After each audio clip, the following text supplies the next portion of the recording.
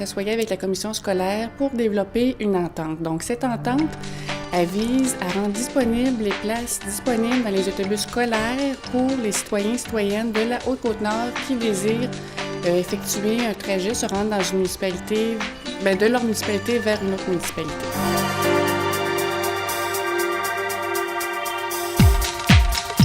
En fait, c'est que ça se fait à 2 endroits au Québec. Donc, nous, c'est le 3e endroit là, qu'on tente l'expérience. Et en fait, c'est que comme le territoire est suffisamment long, le transport scolaire traverse tout le territoire. Donc, c'est une bonne opportunité pour nous qu'on a d'avoir un autobus qui fait un trajet d'une municipalité vers une autre. Et au niveau des coûts aussi, c'est très abordable parce que le circuit s'effectue déjà. Donc, on a pensé jumeler finalement le transport collectif avec le transport scolaire.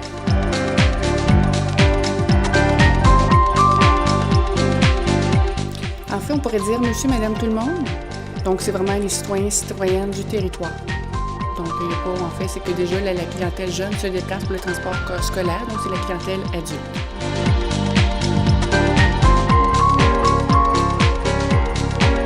En fait, c'est que c'est sous forme de projet pilote. Donc, le projet est rendu disponible à l'automne 2015. Présentement, on a eu 2 inscriptions, donc question de tenter l'expérience d'aller un petit peu plus loin. L'entente va se poursuivre sur une période de 2 ans. Donc, quand on parle de 2 ans, on parle d'année scolaire. Donc, l'entente se poursuit en fait de septembre 2016 à juin 2018. Et je vais donner par exemple un exemple, c'est que les gens qui voudraient se rendre à une municipalité à l'autre, quelqu'un qui serait à Colombier, qui voudrait se rendre à Forestville pour un rendez-vous, pour aller rendre visite à ses proches, pourrait utiliser le parcours scolaire pour se rendre à Forestville. Donc, la personne va embarquer à bord des autobus à même le circuit scolaire. Donc, sur son passage, l'autobus fait des arrêts aux endroits indiqués et spécifiés par la commission scolaire. Cette personne aurait donc à se rendre à un point d'arrêt de l'autobus et monter à bord. Pour bien comprendre et visualiser les différents points d'arrêt, on a conçu une carte interactive ici à la MRC. Donc, j'ai fait le travail avec Mme Marilyn Gay, la technicienne en géomatique, et Marilyn va nous expliquer comment fonctionnent les points d'arrêt et les circuits.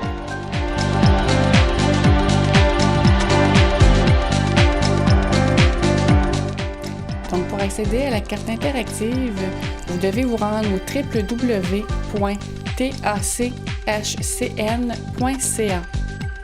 Une fois rendu sur le site Internet, vous choisissez l'option transport collectif, transport scolaire, puis vous cliquez sur le lien hypertexte qui nous mène à la carte interactive en ligne.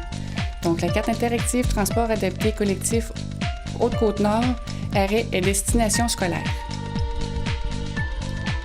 Alors moi, je vais vous expliquer un petit peu le fonctionnement de la carte pour pouvoir vous retrouver dessus. Donc, comme Véronique a dit, c'est une carte pour les arrêts et destinations scolaires, donc c'est ça qui est représenté sur la carte. En arrivant sur la page d'accueil, vous avez une petite fenêtre qui vous dit de repérer l'arrêt ou la destination la plus près de chez vous en inscrivant votre adresse dans la barre de recherche. Donc, on clique sur « C'est parti ». Et si on veut aller rechercher un endroit spécifique, on a la barre de recherche qui est en haut ici, près du titre de la carte, dans laquelle on peut inscrire notre adresse.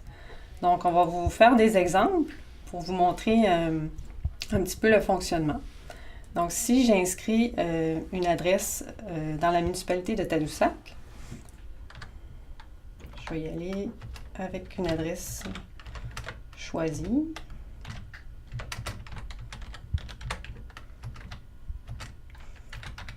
Donc, le système me propose des adresses. Donc, je choisis celle qui correspond à celle que j'avais inscrite. Et la carte m'amène directement à l'adresse choisie. Donc, ce que je vois sur la carte, ce qui est représenté, c'est les petits icônes des arrêts d'autobus. Donc, les icônes d'autobus jaunes, avec laquelle vous avez un numéro qui représente le numéro de trajet identifié par la commission scolaire. Donc, si je veux avoir plus d'informations sur l'arrêt, je m'en vais directement dessus pour cliquer. Et il y a une bulle qui s'ouvre avec les informations de l'arrêt. Donc, vous avez en titre l'adresse de l'arrêt, l'adresse spécifique.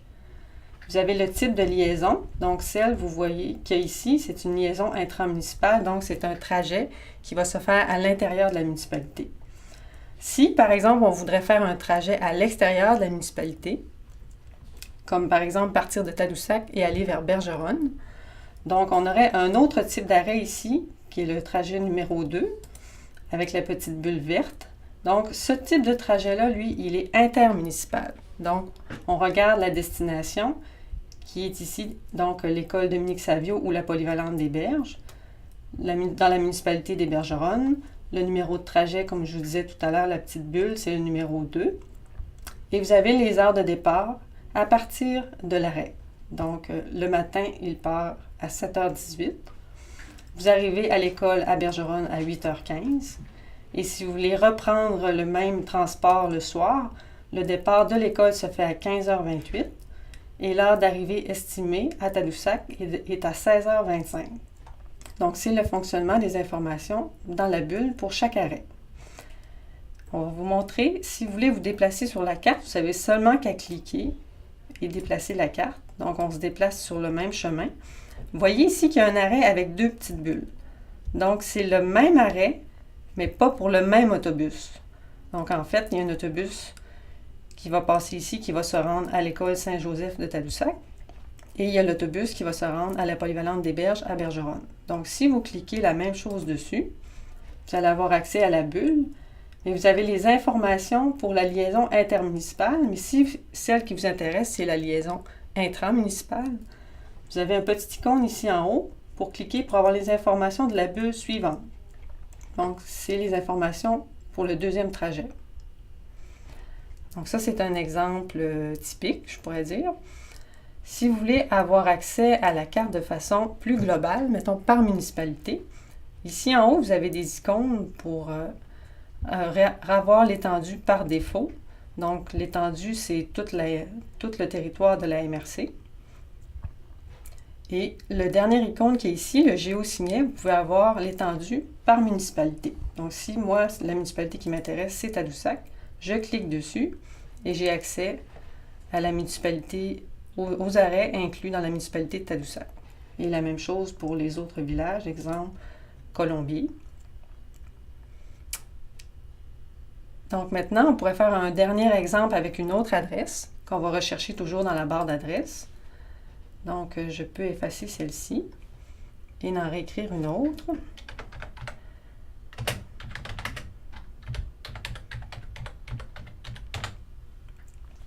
Donc, celle qui m'intéresse, c'est le 450 rue principale, Colombier, mais là, je vois qu'elle n'est pas disponible. Donc, je peux rajouter la municipalité de Colombier. Ah, je vois qu'elle est apparue dans les choix. Je clique dessus. La carte m'amène directement à l'adresse. Et vous avez le même principe des arrêts avec les bulles, avec les numéros de trajet. Ici, la particularité, c'est que vous voyez que les deux trajets, intramunicipal ou intermunicipal, ont le même numéro. Donc, il faut faire attention à certains endroits. Il y a un autobus qui va passer prendre les jeunes le matin le plus tôt pour se rendre à l'école primaire et qui va repasser sur le même trajet, mais pour reprendre les jeunes un petit peu plus vieux pour aller à la polyvalente de Forestville. Donc, il faut vraiment cliquer sur l'arrêt et consulter les bulles pour avoir les informations que je vous ai expliquées tout à l'heure. Donc, la première bulle pour le trajet intermunicipal et on reclique en haut pour avoir la deuxième information pour le trajet intramunicipal. Donc, c'est ce qui explique un petit peu le fonctionnement de la carte. Si je veux retourner de façon plus globale, je clique toujours sur mes géosignets. Je peux aller sur le territoire de la Haute-Côte-Nord et je consulte la municipalité choisie.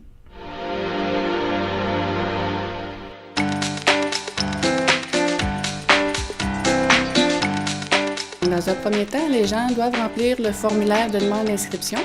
Donc, on a un formulaire sur le site www.tac-hcn.ca. Donc, les gens doivent se rendre là, à la section inscription. Donc, on a le formulaire d'inscription. Donc, les gens ont juste à remplir les renseignements qui sont demandés. Maintenant, pour le transport scolaire, donc c'est un peu plus particulier, la commission scolaire nous demande la possibilité de leur transmettre les renseignements personnels de l'usager finalement. Là. Donc, savoir qui embarque dans les autobus. Donc, on demande d'avoir le nom et les adresses. Donc, on a un formulaire de consentement que l'usager doit remplir aussi pour autoriser le service de transport à transmettre les renseignements besoins à la commission scolaire. Ensuite, c'est que l'usager va nous faire parvenir les 2 formulaires et on a une période de 15 jours ouvrables pour faire l'étude du dossier. Donc, s'assurer que la personne, on fait que les renseignements sont bien complétés. On produit une carte de membre aussi. Donc, la personne va recevoir la réponse de son autorisation ou non pour utiliser les places disponibles dans les autobus scolaires. Donc, moi, je vais lui envoyer une correspondance lui disant si elle est autorisée ou non. Et quand arrive le temps d'embarquer dans l'autobus scolaire, la personne doit téléphoner ici à la MRC, au service de transport, pour informer qu'elle va prendre un certain circuit. Donc, la personne doit téléphoner 24 heures à l'avance pour réserver sa place. Et moi, à la suite de ça, j'informe le chauffeur d'autobus qu'il va y avoir une personne à tel endroit qui va se présenter. Donc, quand la personne elle arrive au point d'arrêt, elle va devoir montrer sa carte d'identité, donc pour prouver là, que c'est bien cette personne-là qui embarque à bord, et elle aussi a présenté sa carte de trajet qui correspond finalement au trajet qui est payé. C'est sous forme de carte à poinçon que le conducteur va poinçonner tout simplement.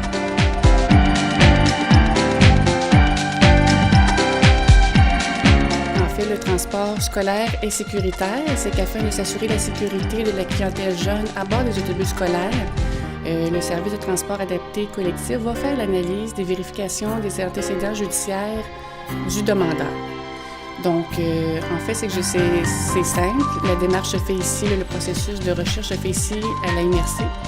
Et on peut avoir là, dans les minutes qui suivent le résultat des antécédents judiciaires. Si la personne elle a un dossier, par exemple, de pédophilie, de vente de drogue ou autre, effectivement, on ne mettra pas ces personnes-là dans ce circuit, dans les circuits scolaires. Donc, cette personne-là elle va se voir refuser son accès pour le transport scolaire.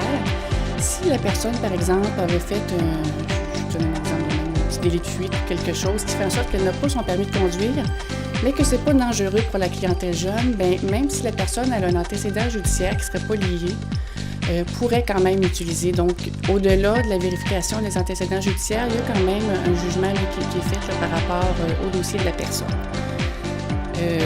Maintenant, ce qu'on va faire aussi, c'est que la personne qui va embarquer dans l'autobus va utiliser les places disponibles à l'avant. Donc, on ne mélangera pas la clientèle jeunesse avec la clientèle adulte. Donc, les adultes vont s'asseoir en avant et les jeunes plus vers l'arrière. Donc, c'est la façon qu'on a de procéder. Et aussi, il faut qu'on se rappelle que dans la population en général, les jeunes côtoient aussi une clientèle qui est adulte. Donc, nous, on s'assure quand même que dans l'espace restreint qui est l'autobus scolaire, mais que les gens qui sont à bord ne sont pas dangereux pour les enfants.